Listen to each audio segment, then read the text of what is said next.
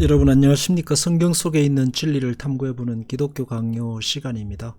우리는 요즘 제3권 믿음, 은혜 받는 길에 대해서 살펴보고 있습니다. 그 가운데서 오늘 16장 보겠습니다. 이 교리를 겨냥한 교황주의자들의 거짓된 중상에 대한 반박이라는 제목을 담고 있습니다. 사망, 하나님의 영광과 하나님의 자비가 행동의 동기가 된다. 행위는 종속적인 것이다. 칭의의 교리는 죄인을 선동한다. 하나님의 영광과 하나님의 자비가 행동의 동기가 된다. 행위는 종속적인 것이다. 라고 했습니다. 기독교에는 마땅히 그 누구보다도 선하게 살아야 하고 선한 일에 열심을 내야 하는 것이 마땅한 일입니다. 그리스도인은 세상의 빛과 소금으로서 세상 속에서 하나님의 자녀로서 7번씩 7번도 용서하고 오리를 가자는 자에게 심리를 가고 또 왼뺨을 치는 자에게 오른뺨을 돌려대고 겉옷을 달라는 자에게 속옷도 내어주는 그런 참 신자의 길로 살아야 하는 것이 마땅합니다. 예수님께서도 그렇게 말씀하셨기 때문입니다. 그렇지만 신앙이라는 것은 뭐냐 하는 의미로 가면 좀 다른 세계입니다. 신앙은 그렇게 열심과 충성을 다해 살아야 하지만 하나님 앞에 설 때에는 그 모든 것들을 내려놓고 예수 그리스도의 십자가를 붙드는 것이 신앙이 시작되는 자리입니다. 오른뺨을 치는 자에게 왼뺨을 돌려댄 것을 내려놓고 하나님의 은혜와 긍휼 앞에 서는 것이 신앙입니다. 그런 자기의 선행을 부인하고 예수 그리스도의 십자가를 붙드는 것이 신앙의 자리입니다. 그래서 기독교 신앙에 있어서 가장 경계해야 할 사상이 있습니다. 그것은 인과응보입니다. 행한 대로 받는다는 사상은 결코 성경적 사상이 아닙니다. 그런데 사람들은 의외로 신앙 혹은 믿음 이퀄 인과응보라고 생각합니다. 행한 대로 받는다. 굉장히 거기에 대한 신뢰가 큽니다. 과연 인간이 행한 대로 받는다 할 때 그 인간의 행위가 받음의 원인이 될 수 있을까요? 하나님의 용서와 구원, 자비 또한 인간의 행위가 원인이라고 할 수 있을까요? 그렇지 않습니다. 하나님의 구원 사역에 있어서 인간은 아무것도 한 것이 없습니다. 그것이 신앙의 시작입니다. 인류의 시작, 역사의 시작입니다. 태초에 하나님이 천지를 창조하실 때 인간은 아무것도 하지 않았습니다. 그리스도께서 오시고 죽으시고 부활하실 때 인간은 털끝 하나 보탠 것이 없습니다. 모두 하나님이 계획하셨고 시작하시고 이루신 일들입니다. 어디에 인간이 거기에 원인을 제공했습니까? 제공한 것이 없습니다. 그 어떤 원인도 인간은 제공하지 않았습니다. 그럼에도 불구하고 많은 사람들이 인과응보 사상에 빠져 있고 천착하고 있습니다. 인간의 그 어떤 행위도 보상의 원인이 되지 않습니다. 대표적으로 사람들이 생각할 때에 히브리서를 생각합니다. 믿음으로 아브라함은, 믿음으로 모세는, 또 믿음으로 라합은, 그래서 믿음을 어떤 행위로 생각하는데 성경이 말하는 믿음은 행위의 반대편에 있습니다. 믿음이라는 것은 그들이 행할 능력이 없고 그들이 어떤 행할 힘이 없었지만 하나님의 자비와 은혜를 신뢰한 것을 말합니다. 그 말은 행위가 원인이 아니라 하나님의 자비와 은혜가 원인이었다는 것을 말씀하고 있습니다. 예수님은 율법에 충실했던 바리새인들의 기도보다 그들의 행위보다 세리의 기도를 진정한 기도로 평가했다는 점을 잊어서는 안 됩니다. 율법을 지키다는 것이 무의미하다는 것이 아닙니다. 세상의 빛과 소금으로 사는 것이 무의미하다는 것이 아닙니다. 하나님의 자비와 긍휼 그리고 죄의 용서, 하나님의 은혜가 가장 중심에 있는 가장 중요한 어떻게 보면 전부다라고 하는 것입니다.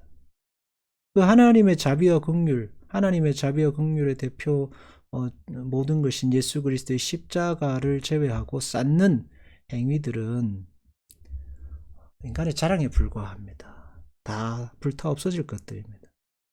결국 자기 자랑은 하나님의 영광을 드러내지 않고 자기를 드러낼 뿐입니다. 사도 바울이 성경 속에서 어떤 하나님을 향한 선행을 강조할 때에도 늘 근거로 삼는 것은 하나님의 자비입니다. 하나님의 모든 자비하심으로 너희를 권하노니. 하나님의 자비하심으로 권하노니. 자비하심은 보상으로 권고하는 것이 아니라 하나님의 자비하심으로 권고하고 있습니다. 그래서 모든 권면의 동기가 하나님의 자비이기 때문에 우리의 하나님을 향한 믿음의 그 동기도 하나님의 자비여야 합니다.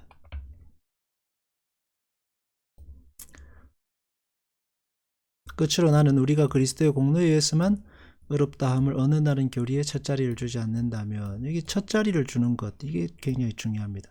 공로를 지지하는 것은 아무 소용도 없다고 말하는 바이다.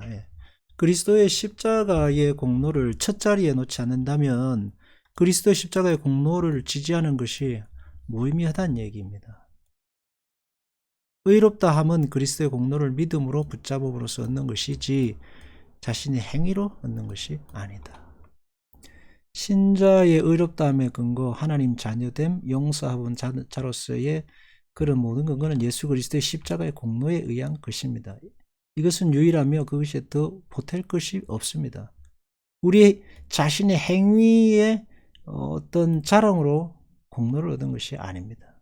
얼핏 보면 행위를 무시하고 행위가 필요 없다는 것으로 생각되기 쉽습니다. 그렇지만 그렇지 않습니다. 그 반대입니다. 아무리 선행을 많이 쌓아도 그리스도 예수의 십자가의 공로에 비하면 그것이 아무것도 아닙니다. 그 선행조차도 하나님의 은혜로 우리에게 주어진 것들이기 때문입니다. 중세 로만 가톨릭의 타락의 절정은 인간의 행위를 가장 높게 평가할 때 이루어졌습니다. 행위를 가장 강조하던 때가 가장 하나님 앞에 하나님 앞에 가장 범죄하던 때였습니다. 성화란 무엇입니까? 선한 행위를 쌓아서 만드는 바벨탑이 아닙니다. 인간의 노력과 열심을 쌓아서 만드는 성산이 아닙니다. 성화는 인간의 자랑과 오만, 인간의 열심을 벗어낸 자리에 나타나는 자기 부인의 자리가 성화입니다. 예수님의 가장 큰 신앙의 절정은 무엇일까요? 병자들을 고치고 죽은 자를 살려내는 것? 아닙니다. 십자가를 지는 자기 부인입니다. 그게 성화의 절정입니다. 그런 점에서 성화조차도 사람의 힘으로 갈 수 있는 자리가 아니라 하나님의 은혜로만 갈 수 있는 자리라는 것을 알 수 있습니다. 자기 힘으로 가는 자리가 아닙니다. 자기 열심으로 만드는 자리는 성화의 자리가 아니라 필연적으로 내 자랑의 자리가 됩니다. 그리스도의 십자가에 의해 붙들려가는 자리, 나도 모르게 나도 끌려가서 거기서 헌신하게 되고 충성하게 되는 자리, 그게 성화의 자리입니다. 그래서 내 열심과 노력은 다 껍데기가 돼버리고 불타버리고 그리스도의 십자가의 은혜가 나타난 그게 성화죠. 그래서 진정한 성화고 그 진정한 신앙의 열심은 그래서 어디로 가는, 내가 기도를 열심히 했다, 충성했다, 헌신했다로 가지 않고 그리스도의 십자가가 드러나는 곳으로 갑니다. 예수 그리스도의 십자가다. 신앙생활 열심히 한 사람들이 그리스도의 십자가의 은혜를 자랑하고 은혜를 높이면 참된 성화에 이른 것입니다. 사도 바울과 같죠. 물론 자기 행위가 열심을 높인다면 그거는 잘못된 길로 간 것이죠. 그러나 사유하심이 주께 있음은 주를 경외케 하심이니이다. 사유하심, 하나님의 용서와 은혜, 주께 있다는, 인간의 열심과 노력이 하나님의 마음을 바꾸는 게 아니라 하나님께서 하나님 스스로 하나님의 은혜를 베푸시고 하나님의 사랑으로 하나님의 주권으로 나타나요. 하나님을 향한 경외도 바로 거기서 오는 것입니다. 하나님의 자비를 인정하지 않으면 하나님을 영화롭게 할 수 없으며, 다른 말로 하면 하나님의 주권을 인정하지 않으면 하나님을 영화롭게 할 수 없다는 얘기입니다. 하나님의 자비만이 하나님을 영화롭게 하는 일의 기초가 된다. 하나님의 자비만입니다. 그래서 하나님 앞에 드리는 예배랄까요? 열심이랄까요? 충성은 하나님 앞에 나의 열심과 노력과 충성과 헌신을 불태워 무로 만들어서 향연으로 올려드리는 것이 진정한 예배입니다. 하나님 앞에 인간의 바벨탑을 무너뜨리고 예수 그리스도의 십자가의 은혜를 세우는 것이 예배고 교회입니다. 하나님의 자비를 인정하지 않고 하나님의 주권을 인정하지 않고 인간의 선행으로서 쌓는 종교는 사면이즘에 샤머니즘에 불과하고 얼마나 쌓아야지 쌓을 수 있을까요? 영생과 하나님의 나라의 자녀됨의 가치를 인간의 행위와 노력으로 아닙니다. 인간의 선행과 노력과 열심을 높이면 높일수록 예수 그리스도를 높이지 않고 그리스도인, 얼마나 훌륭한 그리스도인이냐를 높이면 높일수록 믿음의 가치는 점점 싸구려가 될 뿐입니다. 그래서 예배를 받으시고 높임을 받으셔야 할 분은 오직 예수 그리스도 십자가의 은혜뿐입니다. 멋있잖아요. 열심히 충성하고 헌신하고 노력하고 목숨을 다했지만 그리스도의 십자가를 세우는 일에 우리의 모든 헌신과 열심과 노력을 무로 만들어버린 멋있는 신앙 아닙니까? 하나님 기뻐하시는 신앙입니다. 칭의의 교리는 죄인을 선동한다. 칭의가 사람들로 하여금 쉽게 죄를 짓게 만든다는 얘기인데 이것도 참 겉으로 보기에만 그렇죠. 우리는 죄의 용서가 너무나 귀한 것이기 때문에 선한 것으로 값을 치를 수 없고 거저 주시는 선물로밖에 받을 수 없다. 예수 그리스도의 십자가의 은혜의 선물로밖에는 죄의 값을 치를 수 없다는 얘기입니다. 우리에게는 값없이 오는 것이었지만 그리스도 편에서는 아니죠. 가장 큰 희생입니다. 가장 거룩한 피를 흘려셔서만 가장 큰 희생을 치르신 것이 바로 칭의의 은혜입니다. 그리스도의 피를 제외하면 하나님의 심판을 만족시킬 만한 대속제물이 없죠. 칭의의 교리는 죄를 선동하지 않습니다. 죄를 선동하는 것은 그 반대입니다. 신앙 안에서 가장 큰 죄는 뭘까요? 윤리적 죄가 아닙니다. 신앙 안에서의 가장 큰 죄는 하나님과 비길 수 있다는 인간의 열심과 인간의 교만입니다. 윤리적 죄들은 너무나 명확합니다. 죄를 짓는 그들조차도 부끄럽게 생각합니다. 그리고 회개로 갈 여지가 있습니다. 그러나 신앙 안에서 자기 열심과 교만, 자기 충성으로 미화되는 교만, 그 죄는 인식을 못하게 됩니다. 하나님과 비길 수 있다는 파멸로 갑니다. 자기도 모르게 그걸 갑니다. 그것이 독일교의 경건주의가 걸었던 길이기도 합니다. 인간의 행위와 선행과 열심과 노력과 충성이 강조되고 그 결과가 빛이 나니까 예수 그리스도의 십자가는 퇴색하고 그리스도의 십자가의 은혜는 어느 순간 사라져버리고 인간의 노력과 열심과 헌신과 충성과 신비 그것만이 드러납니다. 그러면 자연주의, 종교다원주의로 가게 돼 있습니다. 십자가의 은혜가 사라진 곳에는 하나님의 자비와 은혜가 사라진 곳에는 진정한 영생이 없습니다. 죄를 정결케 하나님은 인간의 경건이나 체험이나 신비에 있지 않습니다. 오직 예수 그리스도의 십자가 은혜에 있습니다. 인간의 선행이 아닙니다. 하나님께서 역사를 통해 증명하고자 하시는 가장 큰 외침이 바로 이것입니다. 그리스도의 십자가만이 하나님의 자비와 은혜의 절정이며 그 길로만이 너희가 구원에 이를 수 있고 죄 용서함을 받을 수 있다는 것이 하나님의 외침입니다. 인간은 그것을 무너뜨리려고 하죠. 그들은 배설물에 불과한 그들의 무가치한 보석으로 하나님의 노여움을 진정시킬 수 있는 잔. 내가 충성하고 열심하고 헌신하면 하나님의 노여움을 진정시킬 수 있다라고 하는데 뭐랄까요? 참 멋진 말 같죠. 그러나 굉장히 큰 맹점이 있어요. 얼마나 열심하고 노력해야 하나님의 진노를 무너뜨릴까요? 아니요. 하나님이 우리를 향한 진노를 무너뜨리신 것은 누구로 들으신 것은 예수 그리스도의 십자가의 은혜 때문입니다. 죄책은 너무도 무거워서 인간의 그 행위, 선행이라는 쓰레기로는 대속할 수 없다. 중대한 범과 무가치한 보석으로는 사면받을 수 없다. 그리스도의 피만이 사면을 할 수 있는 것, 유일한 것이라고 우리는 말하죠. 인간은 왜 이렇게 선행과 열심과 노력에 천창하는 걸까요? 그리스도의 자비와 은혜와 사랑과 용서와 긍휼의 십자가가 그토록 못 믿어온 걸까요?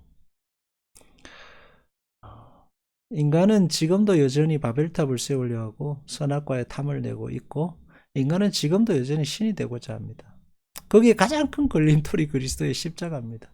왜냐하면 거기 앞에서는 인간은 누구나 죄인이고 거기 앞에서 인간은 무력하고 그 십자가 앞에서 인간은 어떤 노력도 다 무용지물이 되기 때문입니다. 그래서 사람이 그리스도의 십자가를 첫 번째 가장 중요한 자리에 놓는 것에서부터 한 발, 두 발 뒤로 밀어내고 있는 중입니다. 하나님은 인간의 열심과 선행에 의지하거나 거기에 하나님 나라를 세우시는 분이 아닙니다. 이스라엘의 출애굽과 가나안을 생각해 보십시오. 그들의 충성과 헌신의 열매가 아닙니다.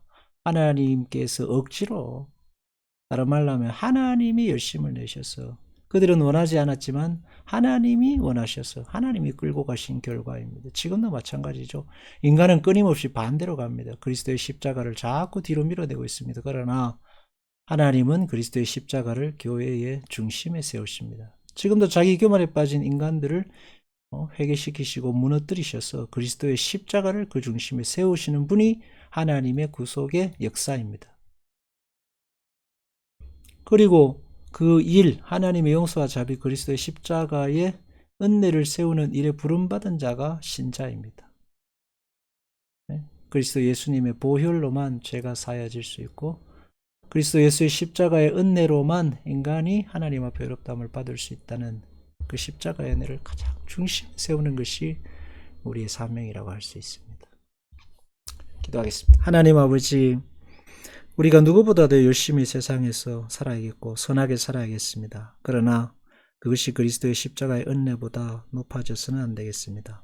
우리의 용서함에, 우리의 하나님 자녀됨에, 우리의 의에 오직 유일한 원천은 그리스도의 십자가에 있음입니다. 그래서 우리는 우리의 모든 것을 내려놓고 그리스도의 십자가 앞으로 갈 뿐입니다. 그리스도의 십자가를 세우고 하나님의 은혜와 자비를 높이며 그리스도의 십자가를 중심에 두고 그것을 영원히 전하는 우리의 신앙이 되게 하여 주시옵소서.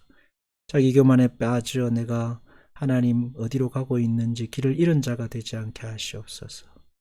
오직 길 대신 예수 그리스도, 유일한 진리 되신 그리스도 앞에서는 우리의 신앙이 되게 하소서. 예수님 이름으로 기도합니다. 아멘.